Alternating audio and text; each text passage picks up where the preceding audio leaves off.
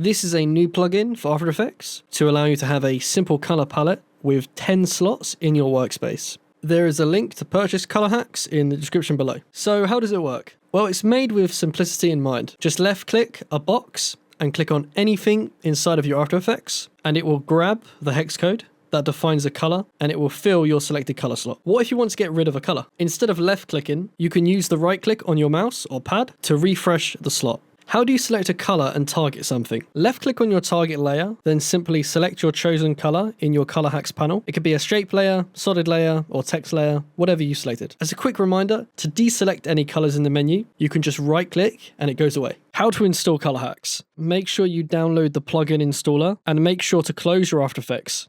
I've made a simple setup wizard that will install the plugin into the correct After Effects location for you. Once you've ran the installer, open After Effects back up. Once it's loaded up, you can find the panel by going to your top navigational bar and click Window, Extensions, and you'll see Colorhax inside. That's all I have for you today. Thanks for watching, and as always, have a nice day.